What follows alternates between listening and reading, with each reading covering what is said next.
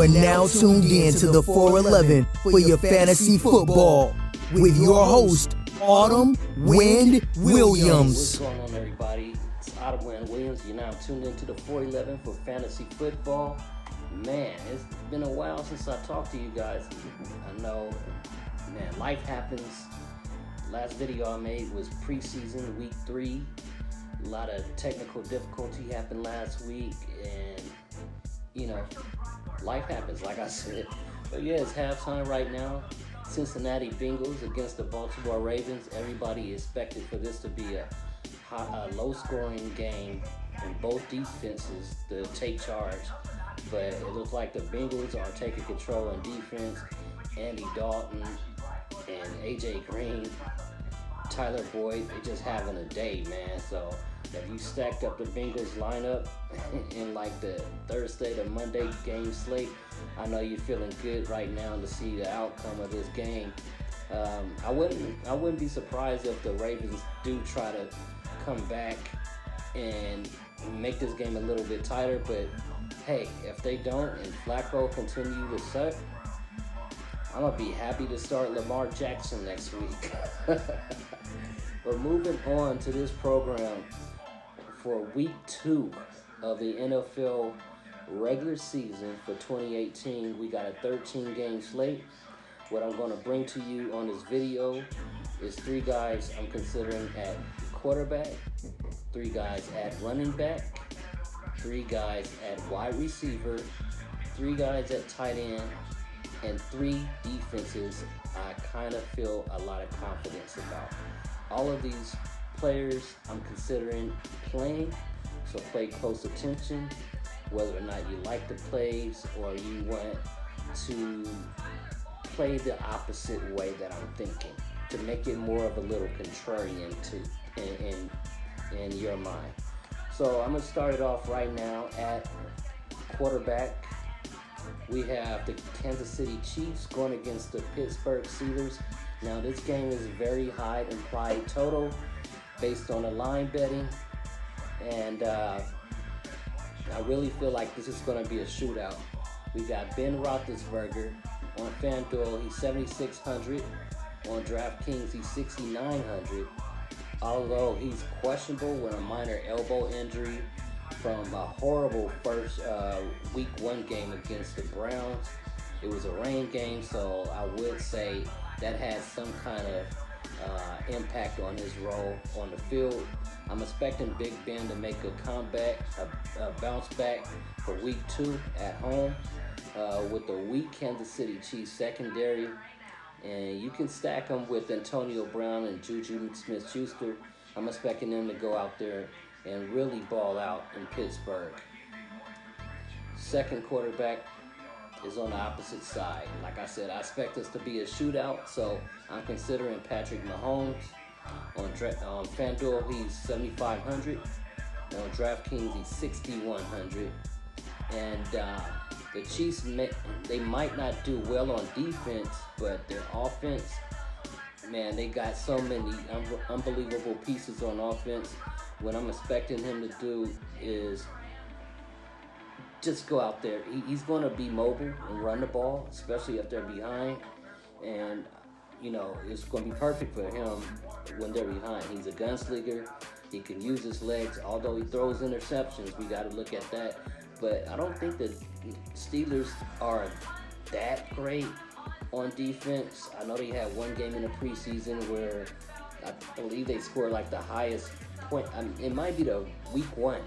They scored the highest points on defense, but I don't think they're going to do that against the machine of an offense that the Kansas City Chiefs have this year. And like I said, this is going to be a very high-scoring game. As far as my third quarterback, we have the Indianapolis Colts going against the Washington Redskins. Alex Smith, his second week with a brand new team. He's 7,100 on FanDuel, 6,000 on DraftKings. I plan to pick on the Colts defense a lot all season long. They suck. Honestly, they suck. Defense and offense, really. I don't think the Colts are going to go far in their division. And the only way I can see that happen is if they make an unbelievable trade or acquire some guys that has the ability to stop the catch or sack the quarterback. But Alex Smith is reliant on his tight end too. So that's one of the weak spots of the Indianapolis Colts is the tight end. So he might be throwing to Jordan Reed a lot, I'm expecting. And considering stacking these two, and although I'm in a stuck conundrum when it comes to if I should play Chris Thompson, who sounds like he's going to be chalk, or play Adrian Peterson. And, you know, we know he's a veteran. He had an unbelievable week 1, showing that he still got it. Week 1, he had 26 carries for 96 yards and a touchdown. Caught 2 or 3 targets for 70 yards.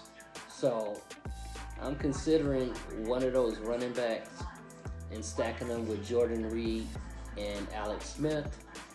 Moving on to running back, we have the Carolina Panthers and the Atlanta Falcons.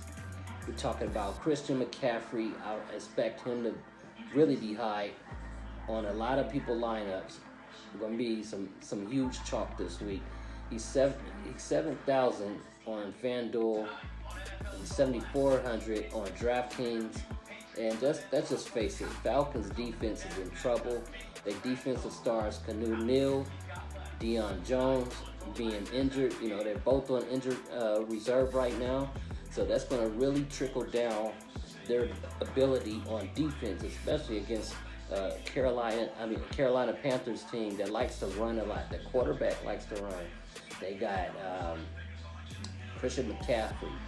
They can bring in C.J. Anderson. So it's going to be tough for the Atlanta Falcons defense. And you know, they got guys that can catch the ball too, even though they have Greg Olsen out right now. I believe he's nursing a foot. I'm expecting this to be a run-heavy game from, like I said, Cam Newton.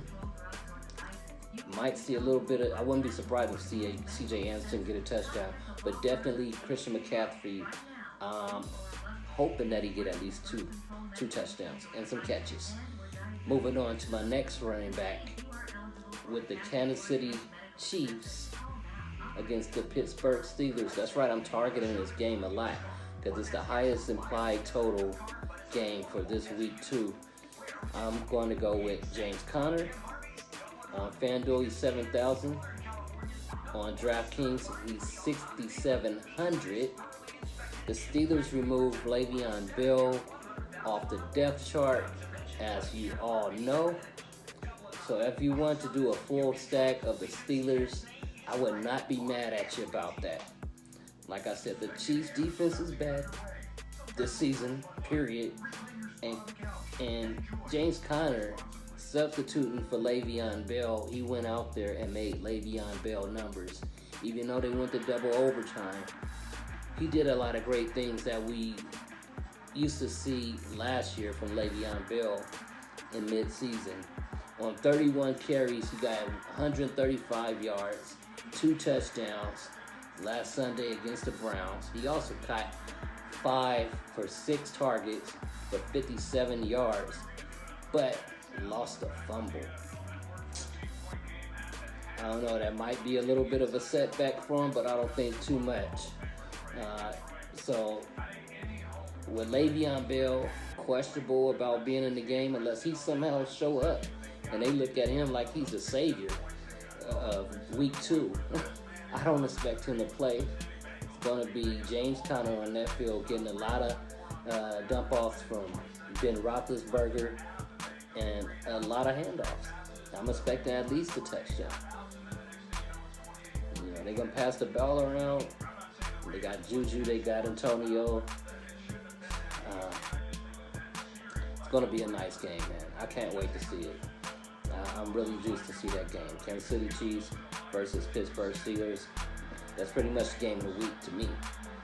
Now, moving on to the next running back. We got the Oakland Raiders and the Denver Broncos. And it's high altitude out there in Denver. We already know. If the Raiders are playing from behind due to receivers aren't catching the ball in this high altitude road game, I would not be surprised if John Gruden put Jalen Richard out there to be the beneficiary of dump-offs, handoffs, do whatever you gotta do. He did great last week when the Raiders were behind again. In a Monday night home game, Richard rushed for 24 yards on 5 carries, caught 9 passes for 11 targets for 55 yards. Plus, Marshawn Lynch, beast mode, has multiple injuries. Last week he had a groin, this week he has a shoulder, and it was reported earlier this week he's coming down with an illness. So I don't know if he even played. Yeah, they got Doug Martin. I don't expect much from Doug Martin. Chris Warren's out on injured reserve. They got DeAndre Washington, who's also injured. I don't know if he's questionable now. Let me look at that. DeAndre Washington. I don't know if he came back questionable. I know he was injured. Let's check this out. Oh, yes, he is questionable. What's going on with him? Okay, Washington knee returned to practice Wednesday as limited participant. Okay, so he might see a little bit of game time, but I'm not afraid of that. I'm not afraid of that at all. I'd rather play Jalen Richard out of any running backs from the Oakland Raiders if I play any at all. But I'm definitely going to consider playing Jalen Richard as a cheap running back. $4,600 on FanDuel, $3,400 on DraftKings. That's a good steal right there to pay higher price for some other guys that I need, especially on DraftKings. So, moving on to wide receiver. Going back to that game of the week. Kansas City Chiefs at Pittsburgh. We got Tyreek Hill on FanDuel. He's $8,100. On DraftKings, he's $7,600. And I'm expecting Patrick Mahomes to continue giving a lot of targets to Tyreek Hill. Last week, he caught 7 for 8 targets for 169 yards, 2 touchdowns, while also scoring a 91-yard punt return against the 91-yard punt return against the San Diego Chargers. Now, usually when I play Tyreek Hill, I play him on defense to double dip in fantasy points. But this week versus the Steelers, I mean, if you want to make a contrarian play and think that Tyreek Hill can go out there and get a kickoff or a punt return, and Kansas City Chiefs can at least play mediocre and get some sacks on Roethlisberger, or Roethlisberger fumble the ball again, that might be a good way to double dip in some fantasy points. Next wide receiver I got is also from Kansas City Chiefs and the Pittsburgh Steelers ball game.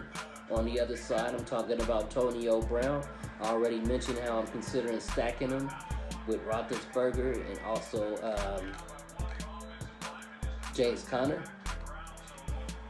I'm going to consider playing Antonio Brown as well, because like I said, if that's the highest implied total, I gotta go where those points is, because those points equals money. That money equals a happy bank account.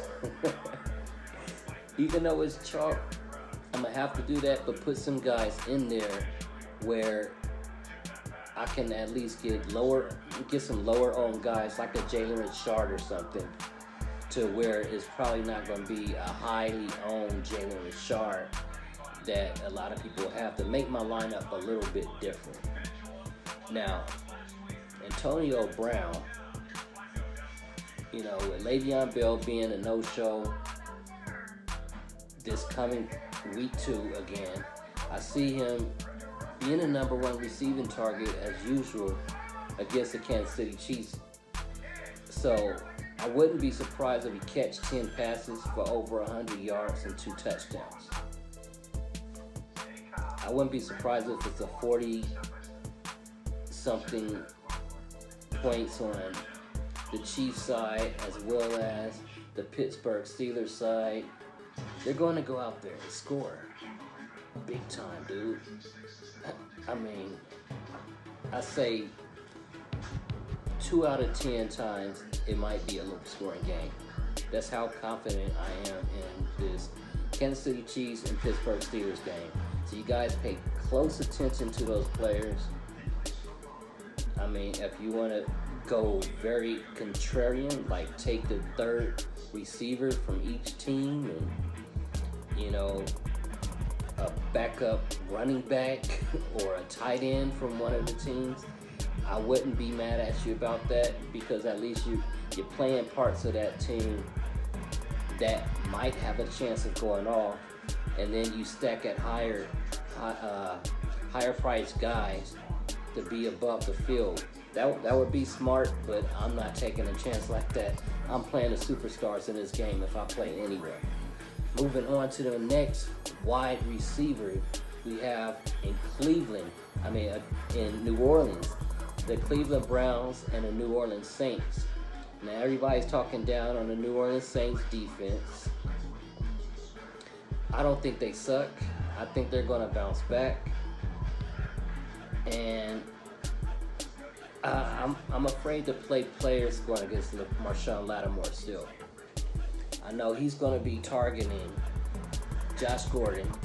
Josh Gordon is expected to play a lot in this game. He might do good.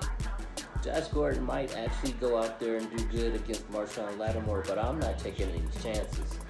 What I'm going to look at is Tyrod Taylor continuing to throw the ball to Jarvis Landry. He got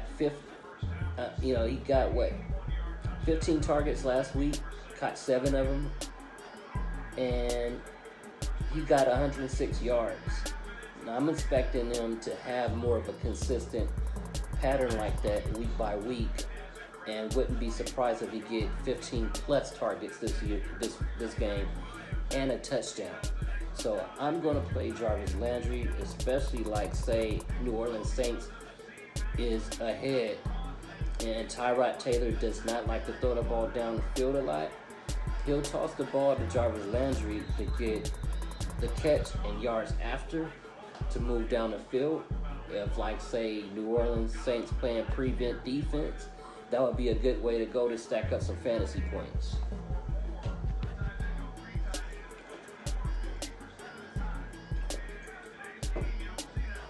Moving on to tight end, we have the Indianapolis Colts versus the Washington Redskins.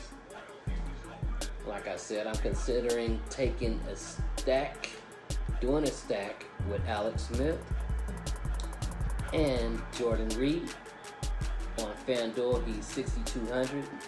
DraftKings, he's 5,000. And Alex Smith loves throwing to his tight ends. Don't believe me? Check out his time when he was with Kansas City Chiefs. How many touchdowns Travis Kelce got each week? A lot. So I'm definitely going to consider Jordan Reed because he likes his tight ends. Alex Smith does, especially in the red zone. Last week, Reed caught 4 for 5 passes, targets for 48 yards, and got a touchdown. And he appears healthy, way more healthy than last year. Last year, it was like, man, every single week he had some kind of injury. If it wasn't something that was bothering him while he was originally out, it was something else. He was just a complete pre-existing condition list.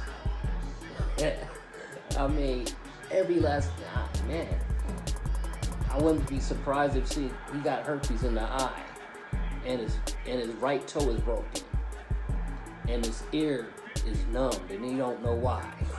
It's just all kind of stuff happening to Jordan Reed, where everybody was like, man, he's an awesome guy when he's healthy, but I don't know if I should play him.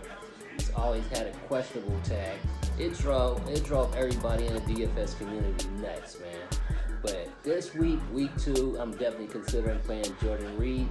Like I said, he's healthy, so you must start him if you got the room to do it, especially against the Indianapolis Colts, who's horrible on defense, as I said before. And next tight end, we have Detroit Lions against the San Francisco 49ers. George Kittle is complete chalk all around the industry. No matter what you read, what you listen to on YouTube or podcasts on iTunes or whatever, with DFS guys or even non-DFS, just sports guys, George Kittle is coming up a lot in conversations when people speak about week 2 tight ends. On FanDuel, he's 5,600. DraftKings, he's 3,800. Kittle appears to be, like I said, by far the chalkiest tight end this week. He was 5 for 9 targets for 90 yards last week versus the Minnesota Vikings. And I watched some of that game where I believe it was second half. He made a big run and Garoppolo got him wide open. Nobody on him. And he dropped the ball. I just knew it was going to be a touchdown. I was like, drop the ball. Dude, what the hell? That was a promised land all in front of you. You just gave up. And, I mean, anybody who played Kittle last week, if he got that touchdown, man, they would have been cheering for joy. It was already a high scoring. Man, I had never seen a DFS lineup that high scoring. I think it was like in the 300s with some players lined up. That's freaking NBA scores, man. That's what fantasy players get on NBA lineups, over 300. But last week, man, it was unbelievable. Like I was saying, though, with George Kittle, with the Niners facing several offensive injuries, I can see Kittle having a similar game, but this time with the touchdown from Jimmy Garoppolo, who seems to trust him a lot with the ball. I mean, he only caught 5 for 9, but the 5 for 9 catches he caught were unbelievable in highlights. And it was for 90 yards, so I'm definitely going to consider giving him a try. Next guy we got, Benjamin Watson. He's being talked about a lot around the industry as well. He's 5,100 on FanDuel, 3,400 on DraftKings. And based on recent history, the Browns defending tight ends, and a slight bit last week, allowing Steeler Jesse James to catch 3 of 5 catches for 60 yards. I think Benjamin Watson can put up a double-digit fantasy point this week.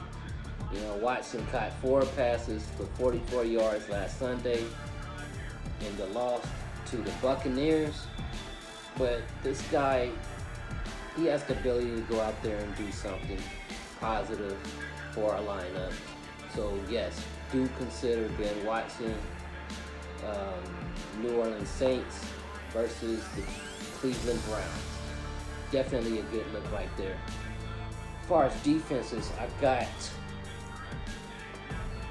we have the San Diego Chargers versus the Buffalo Bills. And just for me announcing San Diego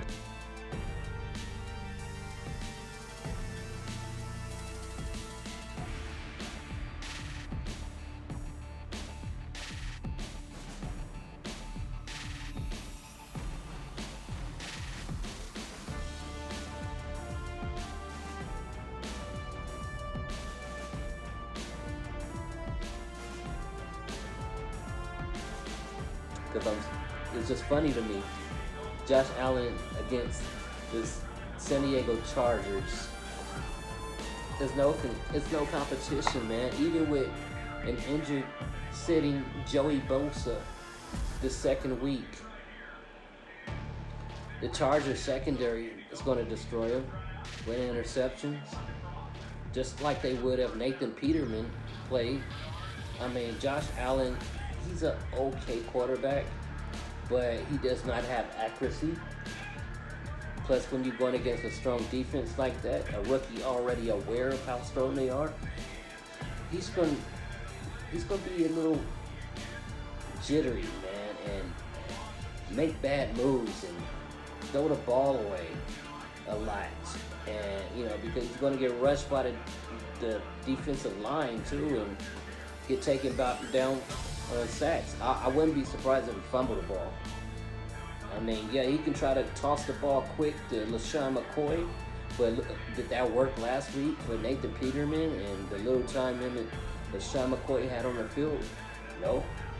I mean, LaShawn McCoy might have a better game this week and get over 10 fantasy points just from quick dump offs and a little bit of yards here and there against the San Diego Chargers. But I don't feel like Buffalo Bills are gonna give them any kind of competition. But I could be wrong. This could be probably the number one trap game of the week. San Diego Chargers versus the Buffalo Bills, and wouldn't we feel soft? So I would not be surprised if this is the trap game of the week and the Chargers lose, but I'm going to take my chances. Josh Allen, I don't think he's going to be any kind of problem against the San Diego Chargers. Next game, defense I have. Houston Texans versus the Tennessee Titans. Houston Texans on FanDuel. That's what I'm thinking about going for. The 4,500 on FanDuel, 2,600 on DraftKings. Titans quarterback, man. Titans quarterback Mariota. I'm telling you, this guy, he doesn't look that great. I mean, I wouldn't play Marcus Mariota with your money in week 2 against the Houston Texans. That's how bad I think this guy is going to do. Why? He already had an elbow injury. He hasn't looked good. The running game has not looked good either. Corey Davis has an old injury, hamstring. He's probably the only viable target that Mariota has this week because Delaney Walker is now on injured reserve. So it's like, why play anybody from Titans? Well, maybe, like I said, Corey Davis. Besides that, though, I would not play Mariota. I would play Houston Texans defense all over him, especially.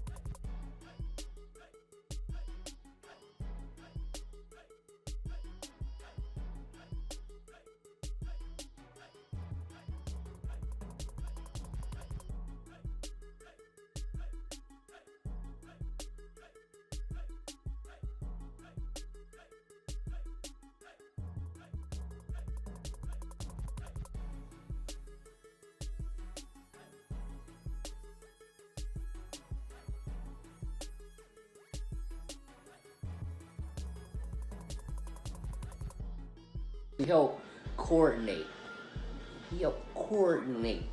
that whole takedown. Khalil Mack, man. Mark Davis, Chucky, Reggie McKenzie got stupid. He single-handedly, first half, helped destroy the Green Bay Packers. But going back to what I'm saying. I'm taking the Vikings in this game, man, regardless if Aaron Rodgers played or not. He's dealing with a sprained knee. And say if the Vikings put up points early and the defense gets a couple sacks on him or an interception, he might sit the second half of the game because why risk Aaron Rodgers on week 2 when you have the rest of the season ahead of y'all? You can sit Aaron Rodgers at least for 1 week.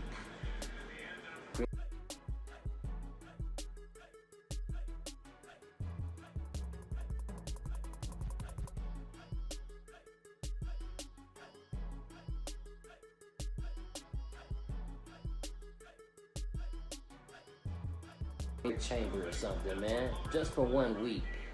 That was sad to see Aaron Rodgers get taken down, but good at the same time. Cause like I said, Khalil Mack, part of that. But I will not play Aaron Rodgers this week. I will play the Minnesota Vikings if I can in my lineups.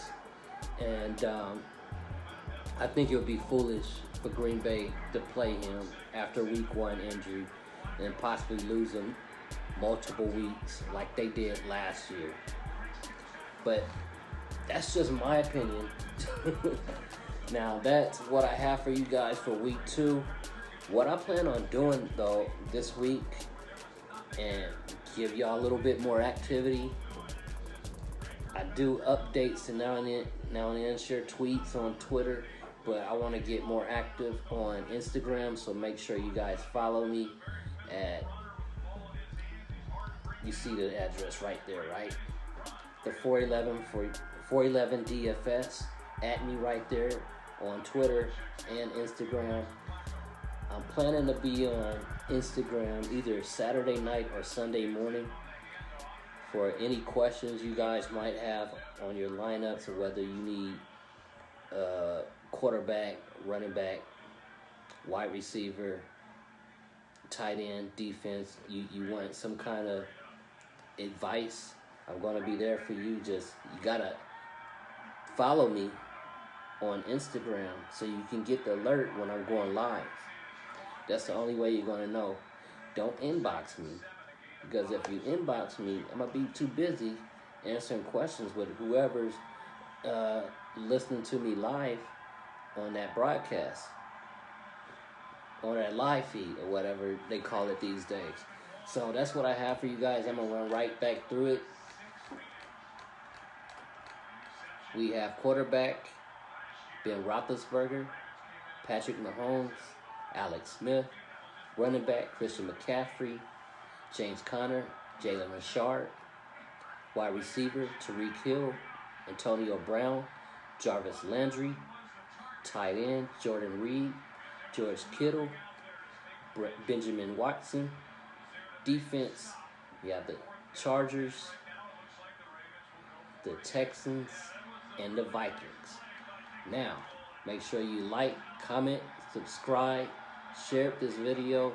Let's get this more involved, more personable, helping each other out, getting those green lines, and just win, baby. Thank you for tuning in to the 411. This is your boy, Adam Wynn Williams, signing out. Peace. Thank you for listening to this episode of the 411 Podcast. Now get ready to make that money. And don't forget to follow us on Twitter at the 411 DFS.